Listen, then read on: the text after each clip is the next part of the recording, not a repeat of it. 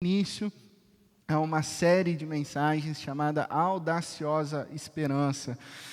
A esperança corajosa, a esperança que vai, a esperança que é real, a esperança que responde, não somente com pensamentos, mas com ações. Então, ao longo dessa série, nós trabalharemos alguns textos bíblicos que falam, que nos engajam numa esperança audaciosa. E hoje, nessa manhã, para iniciar essa série, nós vamos conversar sobre o reino do contentamento. É possível viver um reino do contentamento, que gera esperança, que ativa a esperança e que nos faz mover nessa esperança. Para nós desfrutarmos, então, dessa temática, eu quero te convidar a você abrir a sua Bíblia, o texto será projetado, mas eu peço também que você mantenha a sua Bíblia aberta na primeira carta a Timóteo, capítulo 6, do verso 3 ao verso 10. Primeira carta a Timóteo, capítulo 6, do verso 3 ao verso 10. Se alguém ensina falsas doutrinas e não concorda com a sã doutrina de nosso Senhor Jesus Cristo e com o ensino que é segundo a piedade, é orgulhoso e nada entende. Esse tal mostra um interesse doentio por controvérsias e contendas acerca de palavras, que resultam em inveja, brigas, difamações, suspeitas malignas e atritos constantes entre aqueles que têm a mente corrompida e que são privados da verdade. Os quais pensam que a piedade é fonte de lucro. Versículo 6. De fato, a piedade com contentamento é grande fonte de lucro, pois nada trouxemos para este mundo e dele nada podemos levar. Por isso, tendo o que comer e com o que vestir-nos, estejamos com isso satisfeitos. Os que querem ficar ricos caem em tentação, em armadilhas e em muitos desejos descontrolados e nocivos, que levam os homens a mergulharem na ruína e na destruição. Pois o amor ao dinheiro é a raiz de todos os males. Algumas pessoas, por cobiçarem o dinheiro, desviaram-se da fé e se atormentaram com muitos sofrimentos. Vamos orar? Pai de amor, nós te louvamos, Pai, e te agradecemos por esse privilégio de abrirmos a Tua palavra nessa manhã e nos alimentarmos por meio da Tua doce voz. Sopra, Santo Espírito de Deus, sobre os nossos corações, traga, Senhor, entendimento para que possamos viver uma audaciosa esperança, a esperança que não falha, a esperança que nunca morre, a esperança que morreu e ressuscitou, a nossa esperança, que é Cristo Jesus, o nosso Senhor, nosso Salvador. Amém e amém. Cascalho, tostão, tutu, grana, pila, prata, mango, din-din, dinheiro. É o que separa os ricos dos pobres. Mas o que é o dinheiro? É tudo para quem não tem, não é? Metade dos americanos tem mais dívida no cartão do que dinheiro na poupança. E 25% não tem poupança. E só 15% da população poderá bancar ao menos um ano de aposentadoria. O que isso sugere? Que o sonho americano morreu? A maioria das pessoas tem uma visão distorcida do dinheiro. Será ele apenas uma unidade de troca para bens e serviços? R$ 6,90 por 1 litro de leite? Ou será que ele é abstrato? Segurança, felicidade, paz de espírito. Vou propor uma terceira opção: o dinheiro como unidade de medida. Quanto dinheiro acumulamos na vida não depende de quem é o presidente, ou da economia, do estouro de bolhas, das crises ou dos chefes. Trata-se de desafiar a opinião da mídia sobre o que vem a ser um bom pai. É decidir não ir na partida de futebol seu filho, à peça da sua filha, ao espetáculo com a sua esposa, porque você decidiu trabalhar e investir no futuro da família e em assumir a responsabilidade pelas consequências desses atos. Paciência, frugalidade, sacrifício. No frigir dos ovos, o que essas coisas têm em comum? Elas são escolhas. O dinheiro não traz paz de espírito, não traz felicidade. Em essência, o dinheiro é a medida das escolhas de um homem.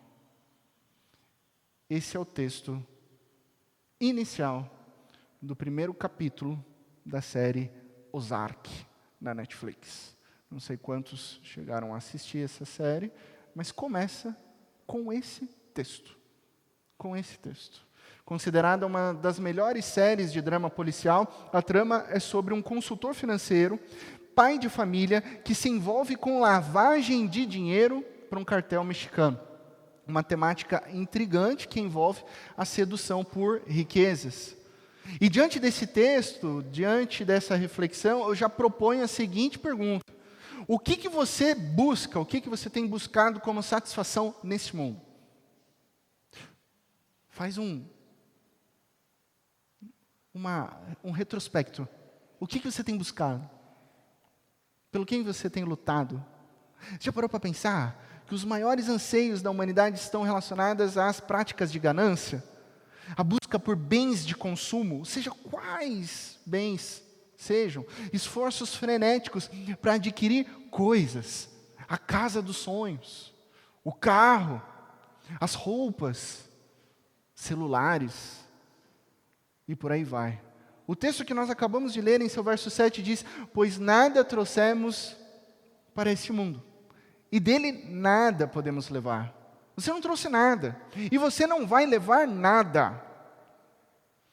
O americano John Rockefeller, considerado a pessoa mais rica da história, ao ser questionado por qual quantia de dinheiro ele se sentiria satisfeito, né? Qual é a quantia de dinheiro que seria suficiente? O que John Rockefeller respondeu? Sempre um pouquinho a mais, né? A nossa sociedade sempre anseia por mais. Mais cirurgias plásticas, mais cosméticos, mais entretenimento, mais carros, mais cerveja, mais sexo, mais segurança, mais poder, mais certeza, mais dinheiro, mais. E todo esse anseio por mais acaba revelando a raiz da nossa exaustão, do nosso cansaço, a ansiedade. A ansiedade. A ansiedade que desconfia da abundância. A ansiedade que desconfia da satisfação. A ansiedade que desconfia da saciedade e da verdadeira riqueza que nós temos em Deus. Mas que a ansiedade desconfia. Esse é o problema.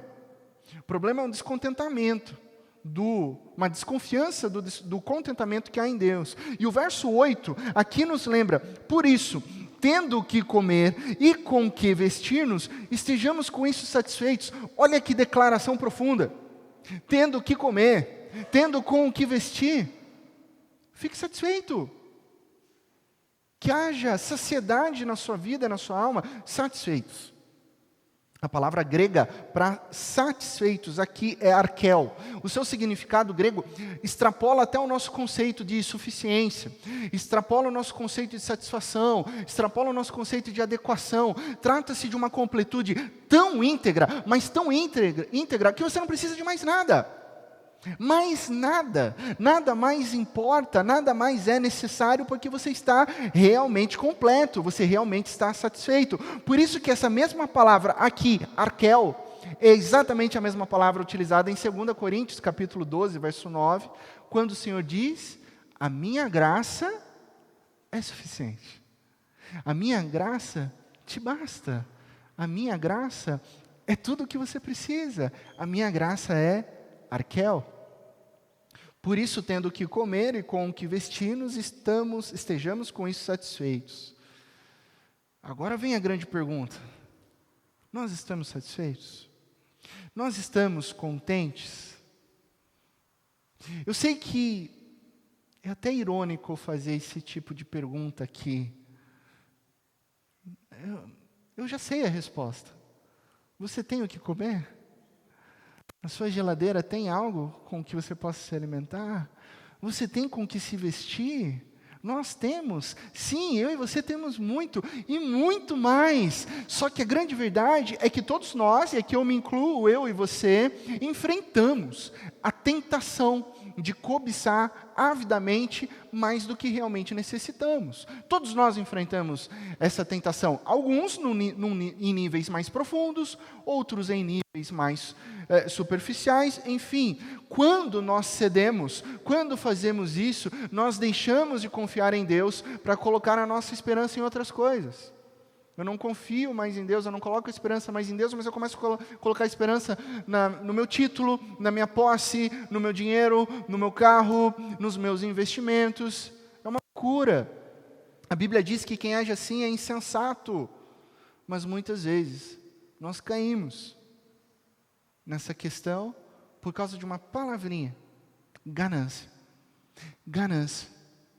Agora, se não há confiança na bondade de Deus, pois essa é a armadilha para quem quer ficar rico, e daqui a pouco a gente vai conversar um pouco sobre isso, logo, não existe satisfação. Se a satisfação real e verdadeira só está em Cristo Jesus, sem Cristo, ou procurando isso em outro lugar, você, logicamente, será insatisfeito.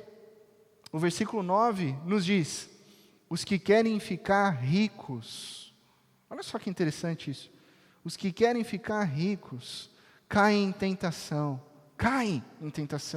em armadilhas e em muitos desejos descontrolados e nocivos que levam os homens a mergulharem na ruína, na destruição. Aqui há um importante alerta, para mim, para você, um importante aviso: perigo, olha, fique esperto, olha, toma cuidado, esteja atento ao seu coração, fique alerta com o que o desejo de ficar rico pode fazer com você. E é totalmente oposto ao que a sociedade prega. Não é verdade? Muitas vezes nós soltamos assim: mas pastor, quem não quer ficar rico? Silvio Santos já dizia: quem quer dinheiro? Jogava aviãozinho, o pessoal se matava lá. Quando eu era criança eu ficava indignado. Por que eu não podia ir no programa do Silvio Santos? Só mulher que podia ir lá. Eu era criança e falava: eu quero ir lá, mãe. Não pode, é só para mulher. Pô, ele joga aviãozinho. Na época que R$100 era dinheiro, lembra? Já houve esse tempo. Quem quer ficar rico? Quem quer ser um milionário? Então a gente vê que os livros que mais vendem, os best-sellers da Amazon, são os livros que te, entre aspas, ensinam a ficar rico. Os cursos da internet, os web cursos que mais vendem são cursos sobre investimentos, os mais variados investimentos. As graduações na faculdade hoje, perceba, é só analisar, que são as mais procuradas e concorridas, elas são disputadas não pela perspectiva vocacional, mas sim pela perspectiva de retorno, de salário. Hoje o sistema de educação brasileiro está considerando suprimir a aula de geografia, colocar a aula de geografia junto com de ciências, de maneira geral. Eles falam assim: nossa, por quê? Que coisa absurda. Por quê? Porque nenhum jovem quer cursar geografia. Ainda que ele tenha vocação, ele está procurando uma graduação que te dê dinheiro. E aí a gente vê os absurdos do medicina por amor, mais coisas horrendas que são noticiadas. Por quê? Porque a pessoa entra num curso não por vocação, não por amor, mas para ter um grande salário. O coeficiente não é vocação, o coeficiente é lucro. Então é isso que a sociedade está a todo momento dizendo para mim e para você, nos instigando a queremos buscar ficar ricos. E por que isso é perigoso? O texto bíblico diz: porque a ganância faz com que as pessoas olhem em direções distorcidas, para longe da satisfação em Deus. E deixa eu te dar uma dica: a ganância não tem a ver com a quantidade das suas posses, tá bom? A ganância atinge tanto os mais milionários, que nunca estão satisfeitos, quanto os mais miseráveis. A ganância não tem a ver com a quantidade dos bens que você tem. E se não vivemos na perspectiva do reino, do contentamento, da satisfação que está em Deus, por desconsiderarmos a graça de Jesus, nós começamos a viver um outro tipo de reino. Um reino da escassez, onde nada está suficiente.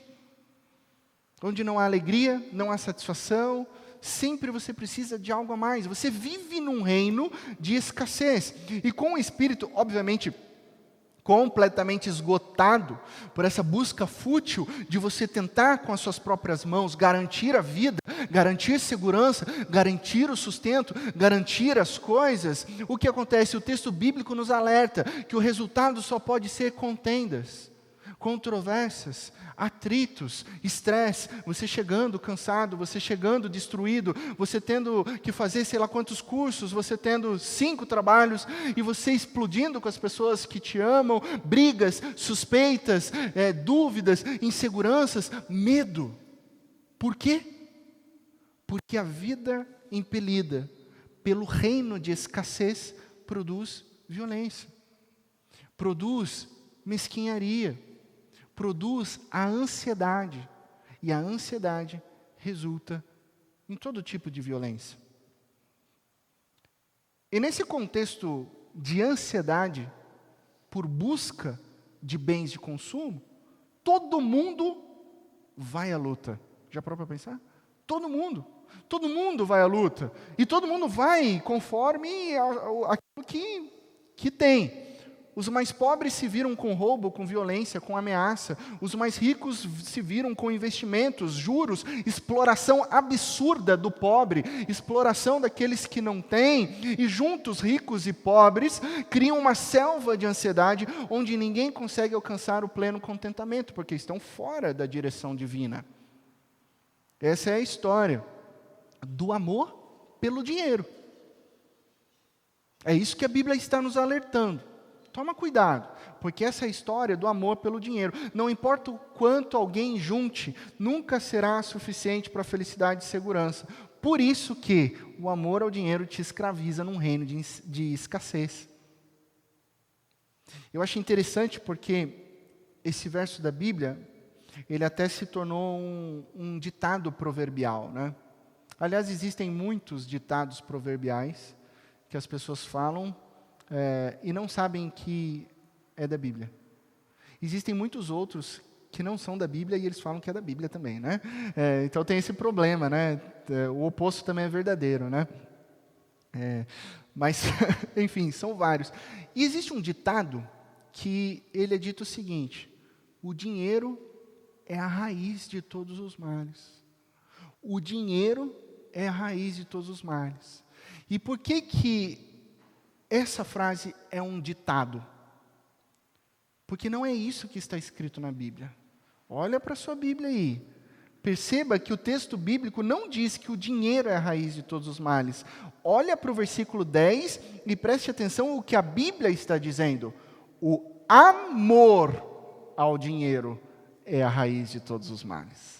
Esse é o texto bíblico. O amor ao dinheiro é a raiz de todos os males. Isso significa que o dinheiro não é um mal em si mesmo, ok? Existem várias coisas na nossa trajetória, né? Inclusive o sábio de Eclesiastes nos alerta para isso, que sexo, poder e dinheiro não são em si maldição, mas que fora da vontade de Deus eles se tornam maldição.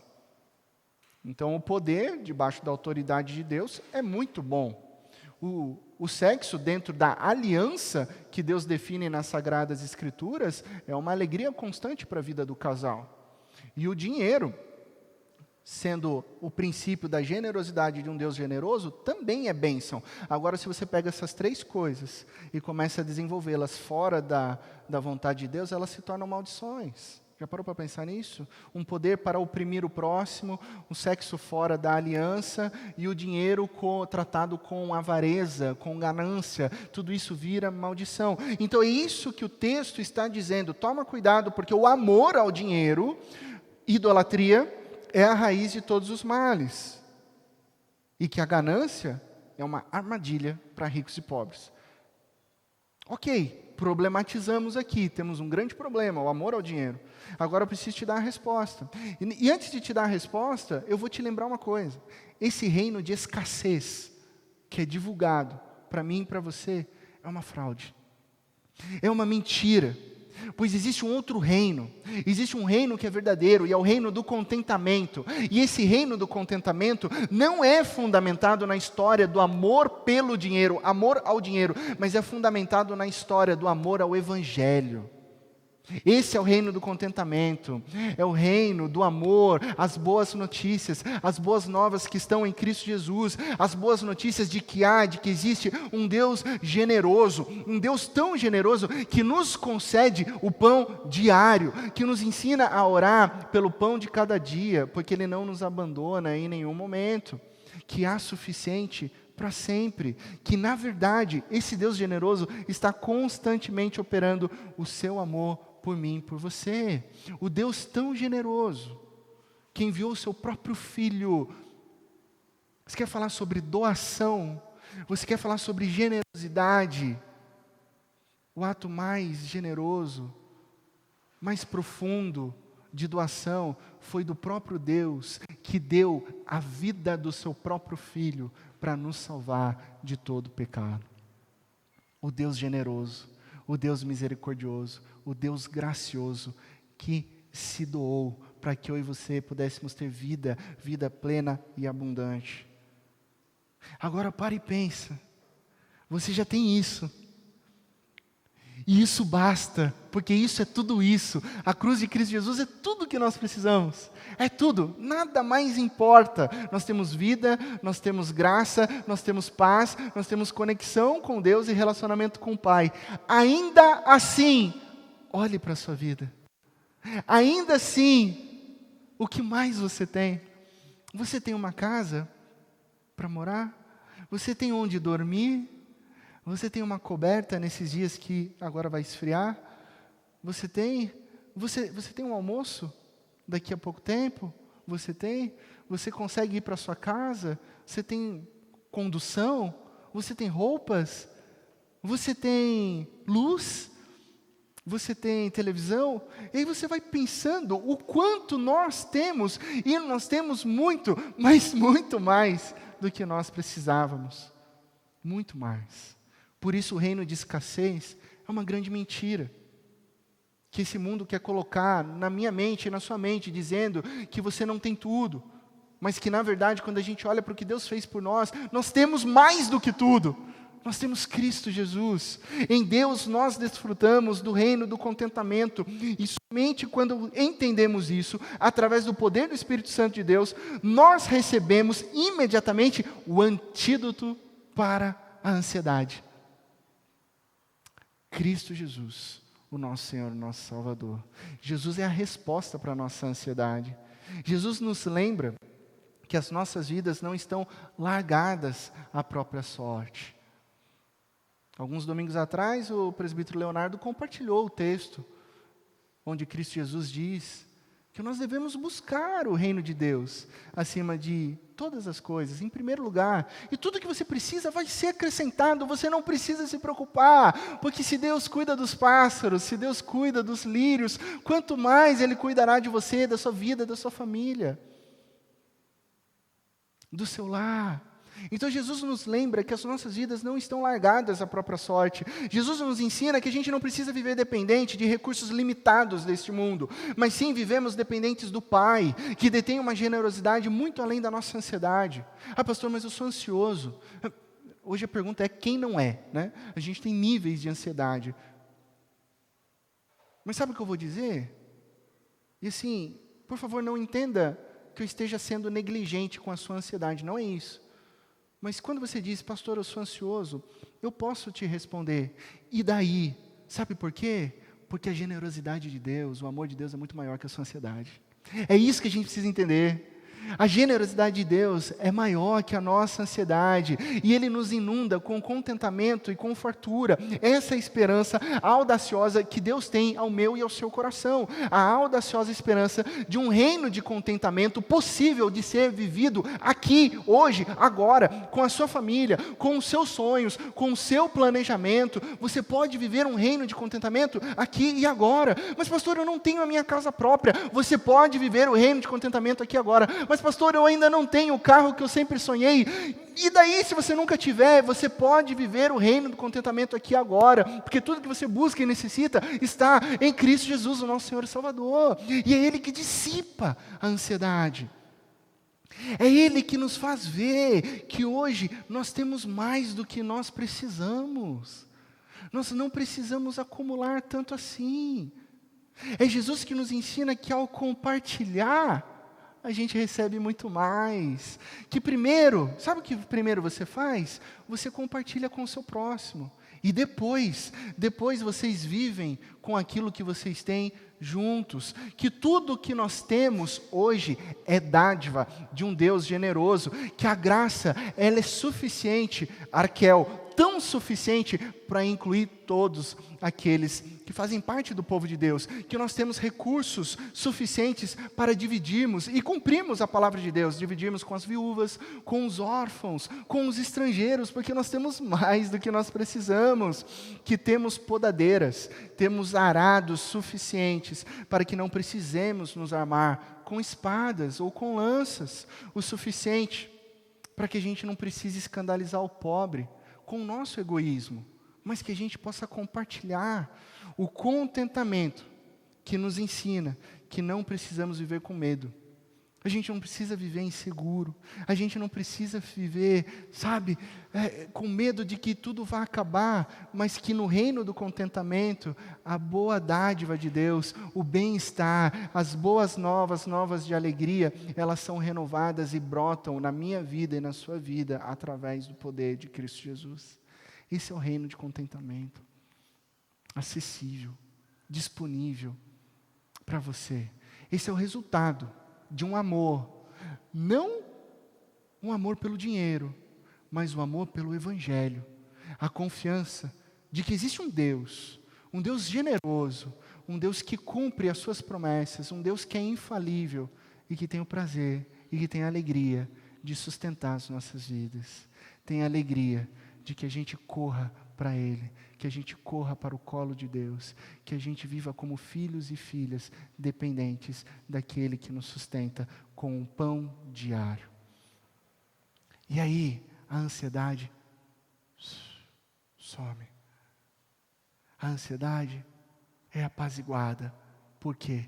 Porque o reino de contentamento, ele é superabundante sobre as nossas vidas. É essa generosidade que acalma os nossos medos, refreia a nossa raiva, acaba com a ansiedade e nos enche de paz. Verso 6. De fato, a piedade com contentamento é grande fonte de lucro. Verso 6, de fato, a piedade com contentamento é grande fonte de lucro. O ganho é espiritual e não financeiro. Já parou para pensar nisso? O ganho nas Sagradas Escrituras é espiritual, não é sobre posses. Isso me lembra a história contada de um grande rei do passado que foi diagnosticado lá atrás, com uma grande e terrível doença que não tinha cura. Então ele buscou ali a sabedoria dos seus sábios, do seu reino, que falaram assim: olha, rei, a única maneira de você se livrar dessa doença é você vestir a camisa de um homem satisfeito.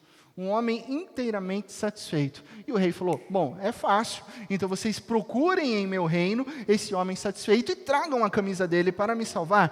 Então os sábios foram e procuraram em todos os reinos, e obviamente eles começaram a procurar nas casas mais abastadas, afinal, quem tem bastante deve viver satisfeito, e eles não encontravam nenhum homem que fosse completamente satisfeito. Eles sempre queriam mais, até que eles voltam para o rei e falam: rei, a gente não encontrou. Então o rei, numa atitude desesperada, manda emissários para além do seu reino. Procurem, deve haver um homem completamente satisfeito. Procuraram. E depois de meses de busca, encontraram um homem, um camponês, que vivia com a sua família, sozinho, num lugar distante, humilde, simples, tranquilo. E ele estava lá, cuidando da hortinha dele. Os emissários chegaram e, de fato, eles encontraram um homem completamente satisfeito. Só que esse homem estava sem camisa.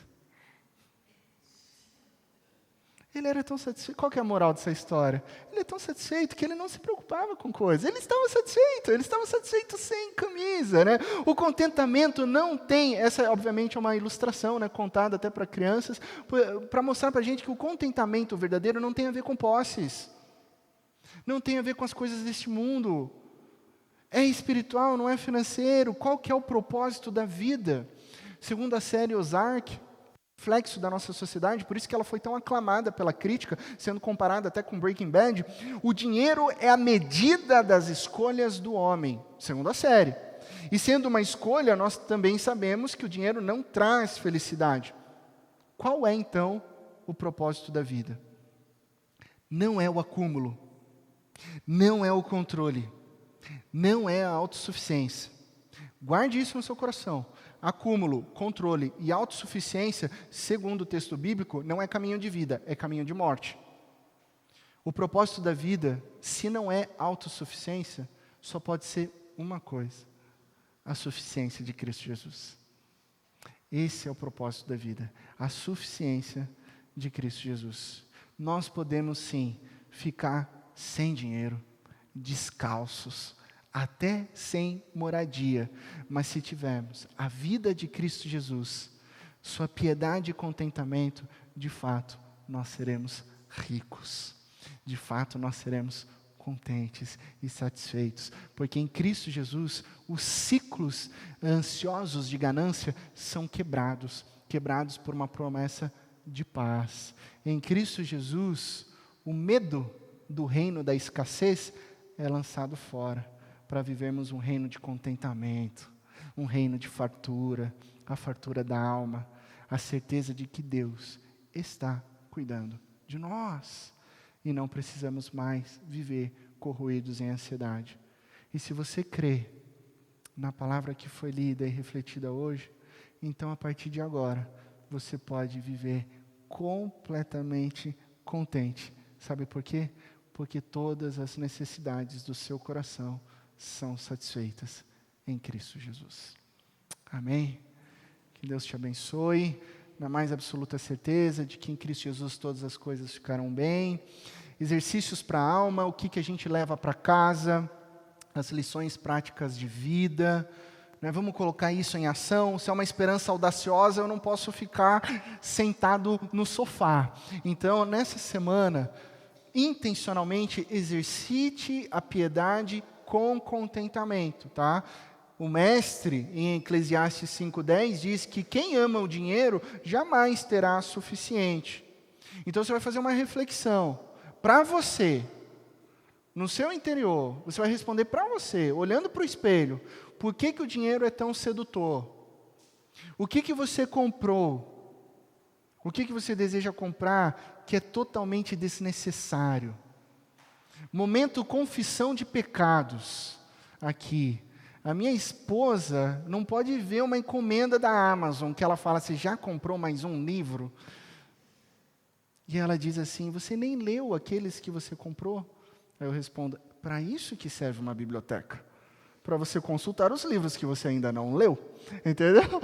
É óbvio, mas eu confesso aqui diante dos meus irmãos e irmãs que eu tenho um impulso por comprar um livro, né?